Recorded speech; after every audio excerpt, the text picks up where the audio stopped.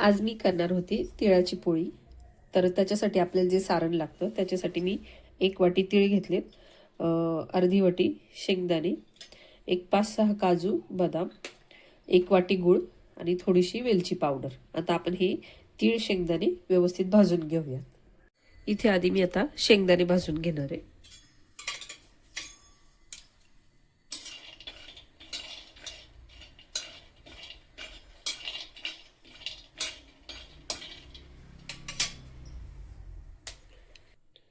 आपले शेंगदाणे आता भाजून झालेत. आता आपण ते काढून घेऊ आणि तीळ भाजूयात.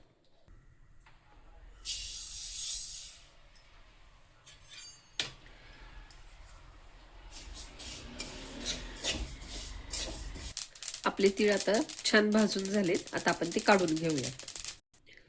इथे आता मी काजू बदाम भाजून घेते. याला आपल्याला काही खूप वेळ भाजायचं नाही, अगदी 1-2 ते 3 मिनिटासाठी भाजून घेतले. आपले तीळ आता थंड होत आहेत, तोपर्यंत आपण पीठ मळून घेऊयात. इथे एका ताटात मी गव्हाचं पीठ घेतलेलं आहे, साधारण 1-2 वाट्या आहे. त्याच्यात आता मीठ टाक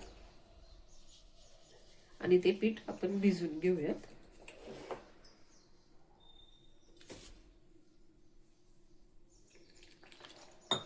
आपण चपातीला भिजवतो त्याच्यापेक्षा अगदी थोडंसं घट्ट आपल्याला हे पीठ भिजवून घ्यायचं.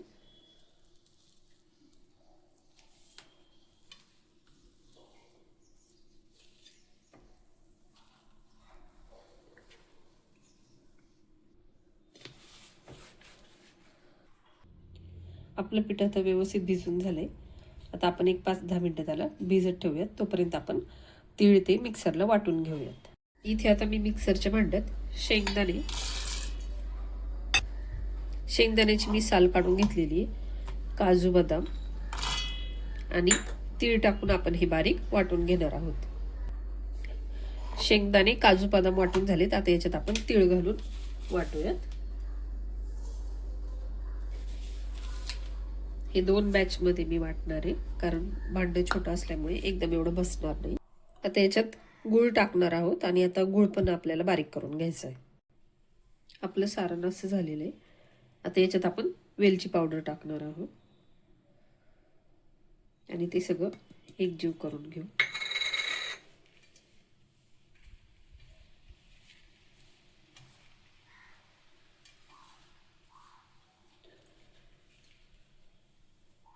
आपलं पीठ आता छान मळून भिजून झालेलं आहे. त्याला मी थोडंसं तेल लावून एकजीव करून घेतले.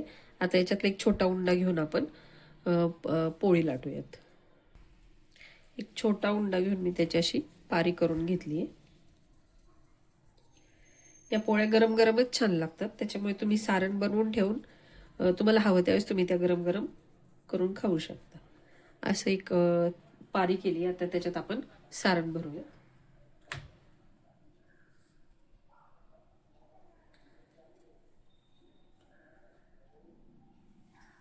याच्यात मी सारण भरून घेतले.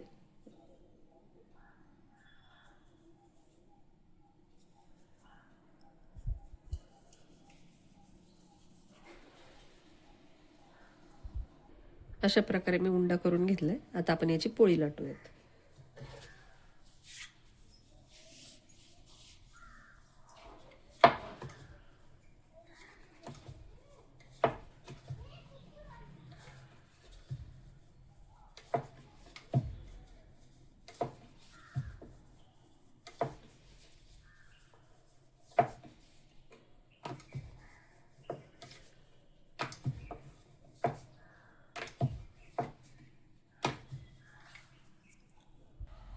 आपली पोळी आता छान लाटून झालेली आहे.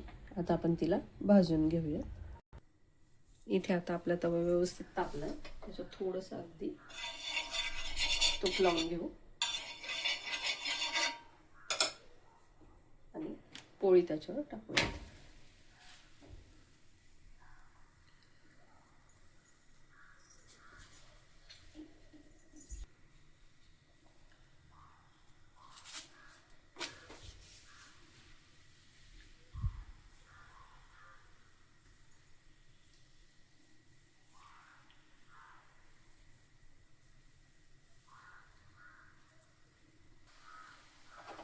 याला आता आपण तूप लावूया.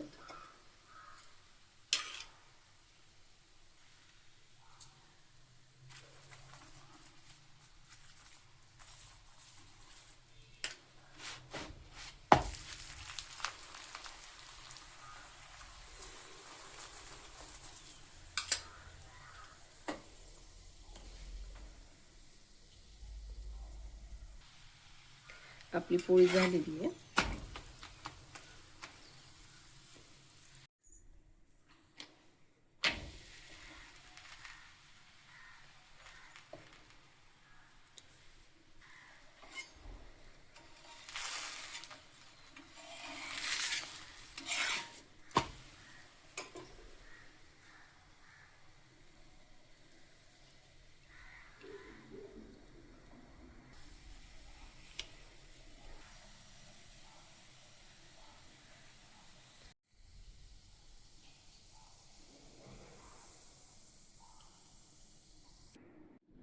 आपली पोळी तयार आहे. कशी वाटली तुम्हाला रेसिपी कमेंटमध्ये नक्की सांगा.